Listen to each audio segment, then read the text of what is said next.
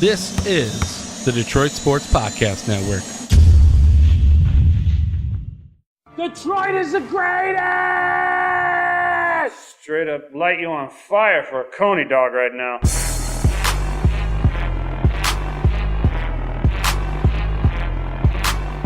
Darren McCarty comes back with Neiman in front of him. McCarty draws. McCarty in. McCarty scores! A magnificent goal! Darren McCarty!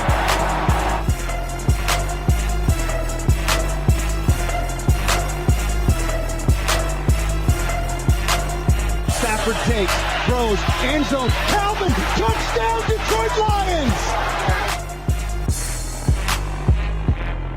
Thank you for downloading the latest edition of the Motor City Sports Rant. I am the Doc, John Macaroon, looking forward to another great broadcast. Jason Jarvie, you can follow him on Twitter at Jarvie the King. We'll be calling in shortly. You know we're going to talk about what happened over the weekend. Michigan State. Oh my goodness, it was such a great game.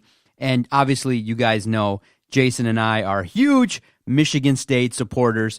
If you're a State fan or if you're a Michigan fan, we were all treated in the state of Michigan to a quality matchup in basketball. And everybody that watched, whether you were cheering hard for the Wolverines or you were cheering hard for the Michigan State Spartans, it was such a great contest, back and forth action. And in the end, Michigan State just had a little bit too much grit, too much defense, and they were able to utilize the skills of Cassius Winston to break down Michigan's defense. And give credit to Tom Izzo. I mean, he was able to craft a game plan that was going to work masterfully versus the defense that John Beilein had to throw up against the Michigan State Spartans. And there were some unsung heroes. And, you know, we got to talk about that. Later on in the podcast, we'll talk about the Pistons and what we've seen. Look, I know many of us are not really buying into the Pistons. I had a chance to go out there on Monday and watch the Pistons and the Indiana Pacers. I want to talk about that, so I look forward to Jason calling in and having a chance to talk to him about that. So without further ado, Jason will be on the line.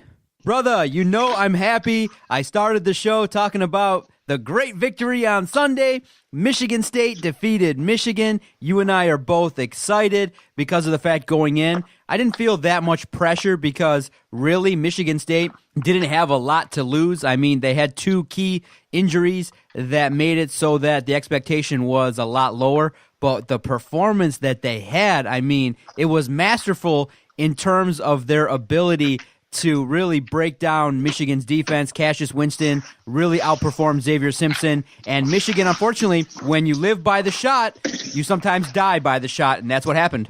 Yeah, definitely. You know, this is a game that I actually tuned into because it's Michigan State, and you got to watch that game. And when I turned it on, I was expecting Michigan State to be around there, but for Michigan to have, you know, a resounding lead and be able to control the game. But it was really surprising when I turned on and Michigan State just clearly had a handle on the game and Michigan just didn't know what to do. Oh, it was so great because, like I said, there was no expectation that Michigan State was going to win. And for me, it was the first time my little ones now, and you'll get this experience soon in a couple years, maybe even now a little bit in that I know you're probably watching sports with the little man, but my kids saw how excited I was. And so here's how it played out in my house. So I sat down, watched the game. First half was back and forth, and I'm getting into it a little bit. Second half is when my blood pressure started rising. I started to become a fan, and my kids were starting to notice, and they both kind of stopped what they were doing, and they were watching because they're starting to get into sports. A little bit more soccer on television that they like. I've had them watch USA soccer, and they love goals, and they love USA national team soccer, both men and women's. So they love the fact that I'm screaming and yelling, and so in the second half, around the 12-minute mark of the second half, I got the kids, whenever Michigan State had the ball, they were screaming, make!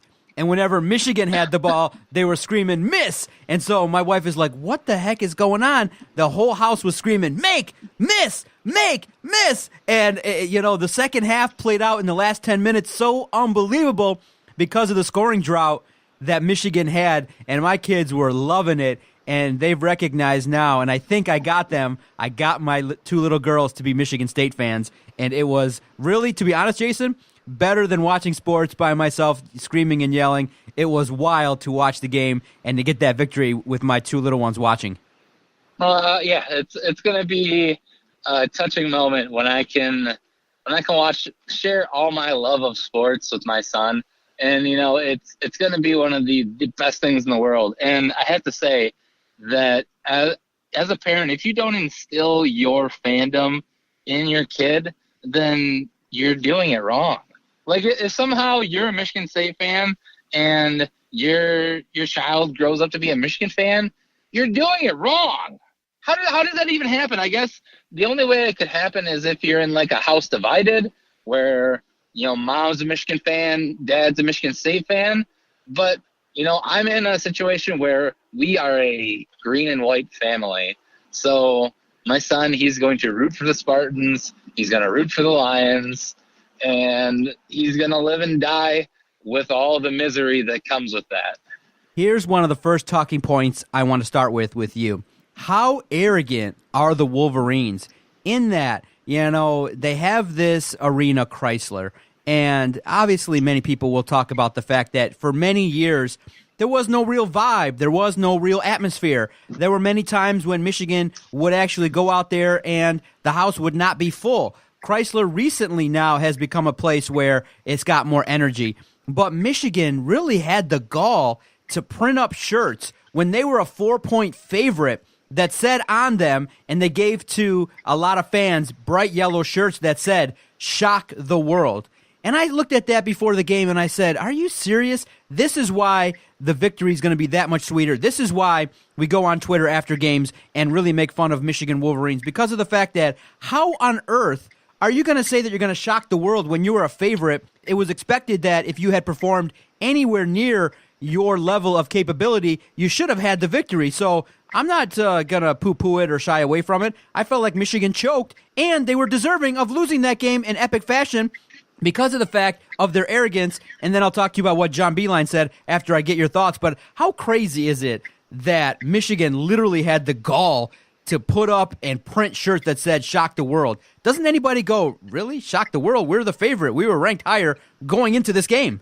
Yeah, it's very strange because as soon as I saw that, the first thing I thought of was to text you, because I knew that this had to be a topic, because it's just, you got to have, some loser mentality to think that you're still the underdogs here. And I tried to think of it rationally. I tried to take my bias out of it, because as a Michigan State football fan, we had been, we've been labeled little brother by Michigan. It seemed, and I hate to say it, but it seems like a little brother thing to say. As a Michigan State basketball fan, that seems like something that your little brother would say. When they've actually gotten better than you, then they're like, oh, we beat you. They make such a big deal out of, your older brother who maybe has a torn ACL and you're just able to dominate at times. So it's like, and I tried to think about if Michigan State football's ever done it. And we do always play the underdog scenario, but in a lot of times we were the underdog in those scenarios. And finally, you look at this situation, Michigan basketball was the favorite on Sunday. So there's no reason. They should have, there's so many things you could have put on a t-shirt, like just like beat green, like you put "Who's Your Daddy" on there. Like that would have made more sense. But it's just like you come in with a losing mentality, thinking that you aren't expected to win. So you're already, behind the 8 ball because you already think you're going to lose. Yeah, unbelievable. It just goes to show you that I don't know where Michigan athletics stands in terms of basketball, but I'll look at it from this perspective. It wasn't going to be a shock the world moment if you defeated Michigan State because you were the favorite. You were expected to go and handle your business. Now, and I fully say I predicted Michigan to win that game. I'm not saying that I predicted Michigan State to win this game. So that's what baffles me. Yeah, 100%. And I'm shocked, too, in that in the second half, I was really surprised that Michigan went through that scoring drought. Michigan State's defense was locked down, and I had said going into the contest that Michigan State was going to have to double down on defense. But when you look at the contributions of Goins, when you look at the contributions of Xavier Tillman and Cassius Winston, they did enough to overcome the loss of two key players. And I think that when Nick Ward comes back, there's a legitimate talk that maybe Nick Ward should come off of the bench and let Xavier Tillman start and let Nick Ward handle some business against some reserves. But all in all, I think the defensive performance, the game plan for Michigan State was outstanding to limit Michigan from being able to execute. I think there were at least a 10-minute stretch where Michigan didn't even make a three. Yeah, it's just from what I have seen of Michigan this year and what I've read all along, that wasn't the Michigan team that was what they were all hyped up to be. That looked like a vulnerable basketball team that maybe they don't get out of the first round. And I'm not going to predict that. They're going to be the favorite in the entire first weekend and probably the second weekend of the NCAA tournament. But it just goes to show that every team has weaknesses, and every team can go on a hot streak. Any team can go on a cold streak. So once you get to March, anything can happen, man. Unbelievable job. Cassius Winston lived up to the hype, played all 40 minutes. Man, is he really underrated or undervalued? Because I do recognize that, he's a key component to Michigan State's success, and his ability to cut through that Michigan defense was even impressive to me. I think going into this game, you definitely overlook Cassius Winston. He does have the hype, and there's been talk that he's going to be Player of the Year for Big Ten. But it's I think this game is a game that you completely expected them to lose going into their rivals' home barn. And Cassius Winston lifted Michigan State up, and he propelled them to victory. No Josh Langford, no Nick Ward. This is a game that could define Cassius Winston's career here at Michigan State, because if this propels them on some sort of run, then they're going to look right back to this game that, this is where it all started. The idea is, and the notion is, Michigan State controls their destiny. If they win out, they're the Big Ten regular season champion. And I was disappointed in John Beilein, coach of Michigan, just a little bit, in that he said after the game, he comes out and says, look, beating Michigan State would have been great. We're obviously great rivals, but that's not our goal. That's not something that we're going to hang our hat on, that we lost this game. And he gave Michigan State credit. He definitely talked about how well Michigan State played, but he also tried to downplay it. And I think it was a little bit of coach speak, trying to say, look, we did lose this game, but that's not our intent and our goal to look at what happens in the regular season. Obviously, we got bigger things ahead to look at in terms of getting better for the tournament, is how I took it. And I felt like, you know what? I understand what you're trying to do, but at the same time, I just felt like that line could have gone unsaid. I mean, what do you want him to say? I mean, you want him to come out and say, oh, we're awful. We got to go back to the drawing board. I don't think Michigan has to go back to the drawing board. They just need to – it really is. They're a team that you look ahead, and that's where Michigan State should be too. We should be looking past the Big Ten regular season and the Big Ten tournament. We should be looking at the NCAA tournament and what's the best way that you can not get bounced in the first weekend, and how can you advance, and what's going to give you the best opportunity to get you to the Final Four and possibly a national championship. You got to be looking ahead. So, I mean, I know people want them to go out there and be completely butthurt that they lost to Michigan State in their own house, but John Beilein's a class act, and Tom Izzo's a class act too.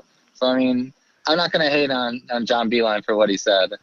Well, when you look at what Michigan State was able to do you think this gives us renewed confidence they can make a run? Because I still don't think so. I think that here's the thing they're going to miss. They just need that one talented individual. Like Michigan State had a scoring streak. Like Michigan State did such a great job. They didn't turn the ball over, but they also had some scoring droughts. They were down 6-7 with 10 to 12 minutes left before they made their run. And so you realize, if Michigan State, when they struggle, they sometimes don't have the ability to put the ball in the basket, and they have offensive lulls. And so I'm hoping that Nick Ward comes back in time for the tournament. But I just don't think that what we saw, great win versus Michigan, but nationally, I just think it's going to be really tough to expect that Michigan State's going to make a deep run in the tournament based on how they're going to have to play an amazing brand of defense, and Cassius Winston is going to have to perform like that every single game.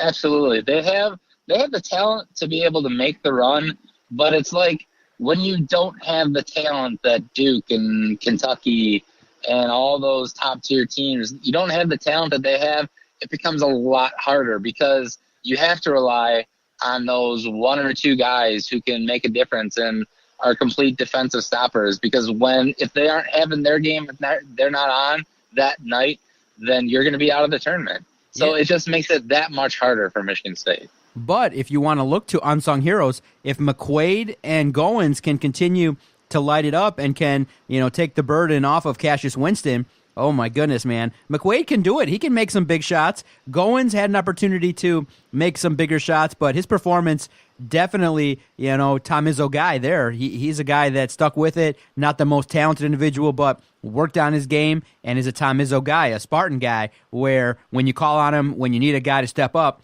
he's able to perform in the big contest. And I can't wait in a couple weeks for Michigan State at the Breslin. I think more of the same. It's going to be really close, and I can't wait to see what adjustments Michigan makes. Obviously, what they're going to be looking to do is have more of their shooters, Simpson, Poole, Matthews. They got to continue to have Brisdakis handle their business, but they got to have more of a supporting cast, make some shots if they're going to go into the Breslin and handle their business. And they obviously have to make adjustments on defense. They can't let Cassius dominate the game, but I can't wait for the next matchup. So, going into that game, because I was thinking about it right after the game, after we won, that I feel a little worried because, I would almost rather have lost this game, but then win at home and win the regular season finale. But I'm wondering who has more pressure on them right now in that last game. Does Michigan State have more pressure being at home, trying to close out the regular season, or is there more pressure on Michigan not wanting to get a regular season swept by their rivals? Oh, heck no. All the pressure's on Michigan because of the fact that people are going to expect Michigan State to perform better. But, again, Michigan State has the injuries. They don't have their full allotment of talent. Michigan, on paper, has better talent. You see Brisdakis? Holy cow. Poole, when they were down, his three-point shot, when he got going, oh my God, it looked so natural and so easy. You got reserves. Michigan's a little bit deeper than Michigan State. You got to remember that Michigan State collectively, I do think if they play their best game, flawless, no turnovers, I think their ceiling is a little bit higher than Michigan, but just ever so slightly. But Michigan, they can play a game that suits college basketball in 2019 where if they get hot, Jason, they won't miss. That's what I was so scared of the entire game. That's why the first half I was gripping, because every time, and the way that game shook out, Michigan State, that first go-round, every time Michigan State would have like a 6-point lead in that first half, boom, three-point shot, come back. And Michigan has the ability to make any game really close because of their ability to shoot lights out. So all the pressure is going to be on Michigan because of the fact that they can't get swept by Michigan State, because the perception was Michigan was taking over basketball, and it was such a big, epic win for Michigan State. That's why you saw that celebration from Tom Izzo and all the players in the locker room. That was so epic. Did you get a chance to see it? I did not, no. Oh, man, go on our Twitter page, at Detroit Podcast. Check out the likes. I liked the video, and it's there. Tom Izzo comes in, and it starts with him. He comes in and he screams, "Yes!" And they all start dancing and screaming, and it's a great video, courtesy of Spartan Basketball on Twitter. It was awesome. Awesome stuff. Great win all the way around. Tom Izzo, you got to remember, hadn't won in Crisler for a minute. The talk was that Michigan was taking over the game of basketball in the state of Michigan, and it was just, I think, a game where Tom Izzo really locked in on coaching and locked in on a game plan that he felt would really help his team, and he obviously did it. It was a great victory all the way around. It was so awesome for all Michigan State fans, especially with the Shock the World shirts, with Michigan coming in ranked higher, everybody thinking that Michigan State was done, and it's one of those situations where you can't discount what Tom Izzo does. He is really a quality basketball coach. No doubt. I mean, Tom Izzo, he's got the pedigree. It's just that, I think there were a couple of years there where I think he tried to change what he was doing. He was trying to compete and try to run with the likes of Duke and those teams that go for the one and dones. And I think it's clear that just that style of basketball, it doesn't gel well with what Tom Izzo does and the way he coaches. So, it was always there for Tom Izzo. It was just a matter of getting the right group of guys. And obviously with a player like Cassius Winston, and even though they're not playing right now, Josh Langford and Nick Ward are two guys that, they've been in the system, and they're proof of what can happen when you stay in Michigan State and you get that, teaching.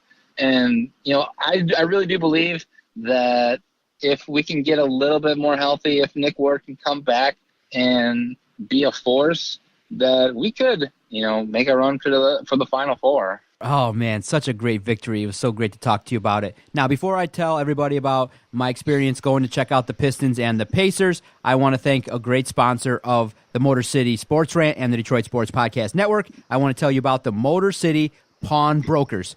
The Motor City Pawn Brokers are the one-stop pawn shop when you're in need of short-term cash or are looking for quality, brand-name new, and pre-owned merchandise. With 4 locations in Detroit, Ferndale, Roseville, and Warren, their mission is to deliver exceptional value. For all things in regards to Motor City Pawn Brokers, go check out their website, MotorCityPawnBrokers.com. That's MotorCityPawnBrokers.com. Now, Jason, I had a chance because my wife's family, they won tickets via their work Christmas party, 4 tickets to the Pistons and the Pacers. So it was me, my wife, and her parents. We went downtown, parked at MGM. We braved the cold. We walked, got there a little early. The ticket included a food voucher, so we got a chance to eat and drink, and it was a good time. We get to our seats, and it's the first row in the upper deck. It's a little bit cramped, but there's nobody in our row. Literally nobody. So we had a fill of, 20 seats to pick from. We all spread out, had a good time. I conversed with my father-in-law and had a chance to take in the Pistons game. And I'll tell you something. Those guys are playing a little bit scrappy, and Blake Griffin was shooting well. Andre Drummond performed well, and I like the fact that their compete level was really high versus the Pacers, a team that potentially the Pistons could face. And Sabonis got hurt in that contest, and they already have a major injury to Victor Oladipo. If there's a team that the Pistons should match up well with, is the Pacers. Now, I don't think they match up well with Milwaukee, Boston, Toronto, but if they can get to a first-round contest versus the Pacers, they got a chance to win some games. Now, overall, I don't think it makes me any more confident or, my wife said, it's kind of, the vibe is kind of dead here. And I'm like, yeah, it does feel that way where, the fans cheer a lot for getting free T-shirts. They cheer a lot for the halftime show, and they cheer a lot for the dance cam. But other than that, the vibe in the Little Caesars Arena for basketball, not really there. But if you want to check out some good basketball, at least this week in terms of what the Pistons are doing, if you want to check them out, they're not playing the cream of the crop. They're playing the likes of Chicago, Miami. They're playing the lower teams, the lesser teams in the East, and it's been entertaining. So I give them credit. Still competing. Dwayne Casey is obviously getting his team prepared. Andre Drummond is balling out. And so I say to myself, well, obviously, I don't think they're going to win a championship. But if you're a sports fan, look, it does suck to just go championship or bust and never pay attention. You got to look at it and go, okay, if they're on a 3-game win streak, let's just enjoy what they're doing. But yeah, obviously, I can understand those that don't go. It's just, it sucks too because you realize, man, you go down there and you have your pick of the litter of seats, and you realize, man, Little Caesars Arena is nice, but for the value you could get, it's disappointing in that arena could be so much better if the seats were comfy. You clearly want comfy seats when you go to arena. And I fully agree that Little Caesars Arena isn't a basketball arena. It's a hockey arena. It was built for the Red Wings. It should still be out at the Palace of Auburn Hills. That place was perfectly fine. They invested a ton of money in there. There's no reason why they should have moved down. I thought that was a bad decision. But anyways, back to the actual basketball and the actual sport. You have 2 ways of looking at it. You can either just enjoy when they're winning and just enjoy those small victories, or it's basically purgatory because you know what the Pistons have to do to try and get better. And it's just, that unless we hit absolute lottery picks, and by lottery picks I mean you pick a guy in with pick number 15 and you also get a guy in the second round, and they turn out to be absolute all-stars, then we're going to be stuck here. We're going to be stuck, going between 3 games out of 8th place to maybe being, 6th or 5th seed in the East. And we're not going to get that much better. So it's like, it's frustrating. So, I mean, it's very easy, and it would be less stressful to just enjoy the wins as they come. You can be negative regarding the Pistons. It's just a situation in which right now they're playing well. The East is not that great, but if you ask yourself, are the Pistons anywhere near a championship? No.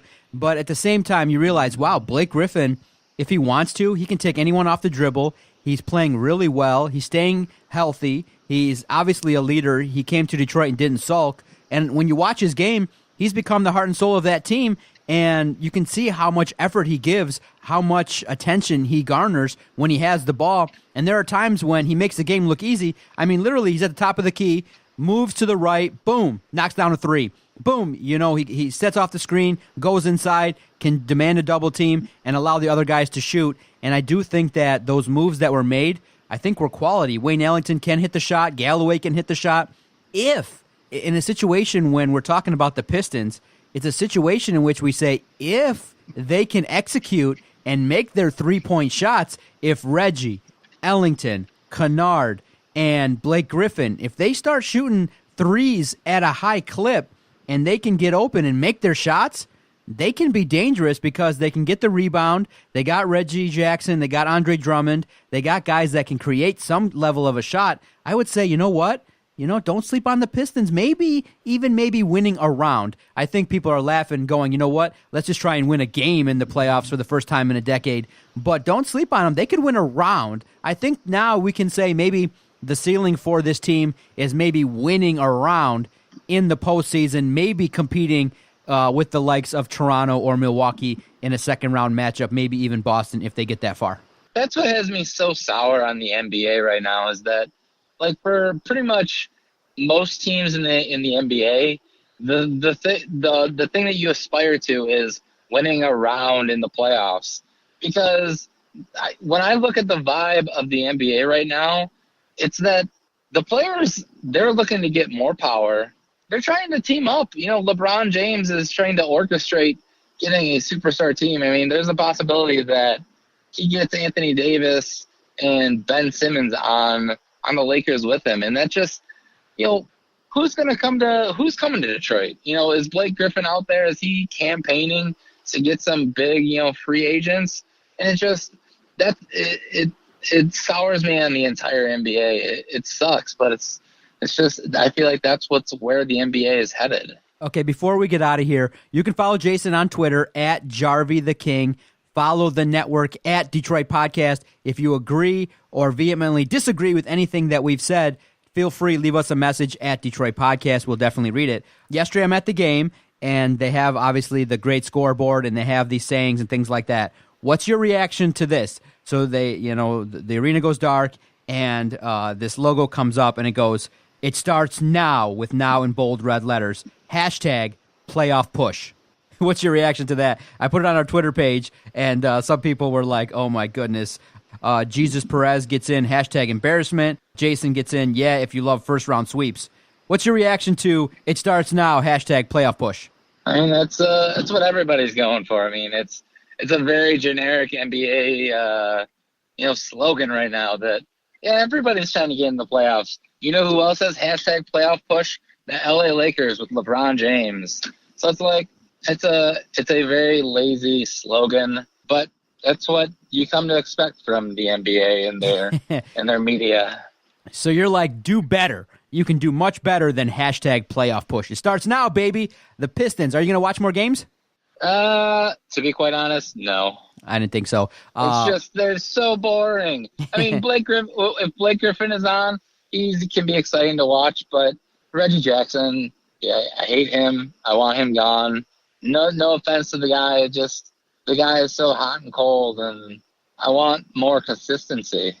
Understood.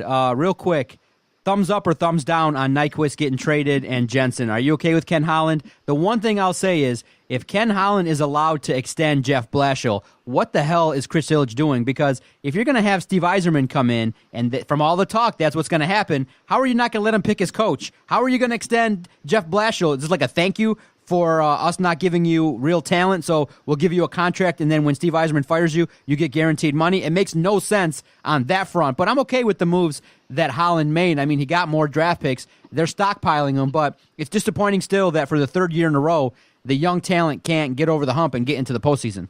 I'm not too worried about the extension because if Yzerman comes in, he's gonna do whatever he feels is best for this team. I have no doubt in my mind about that. So if Jeff Blashill gets a little bit extra money, it's not counting against the salary cap, so I'm not worried about that.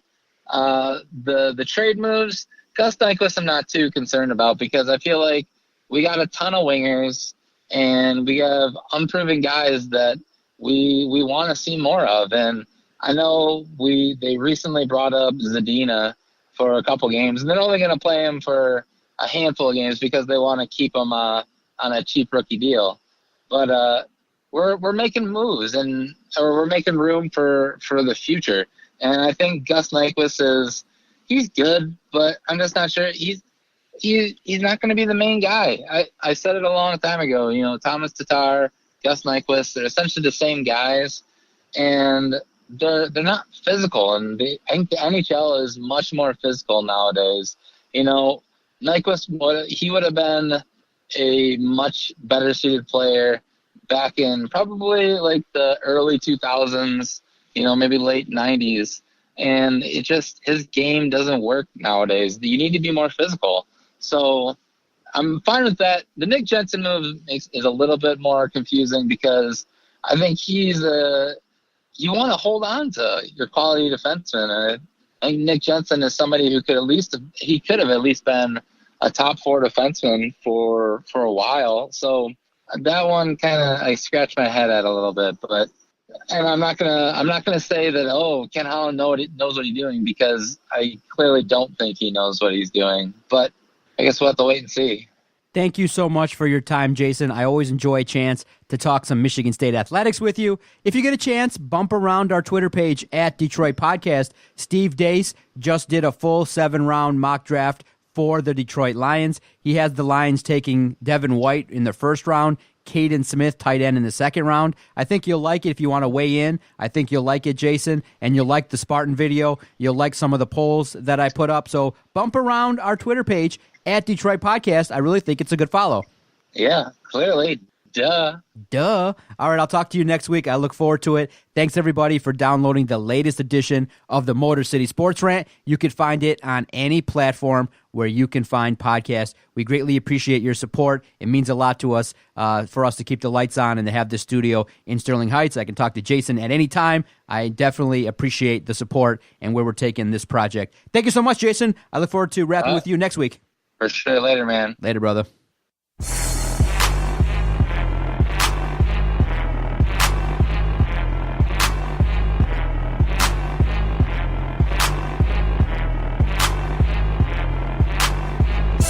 Okay, nice, idiot. F you. Bye-bye.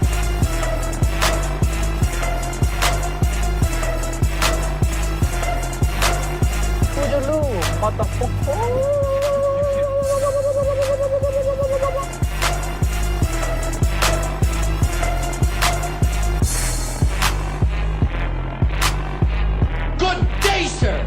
I said good day.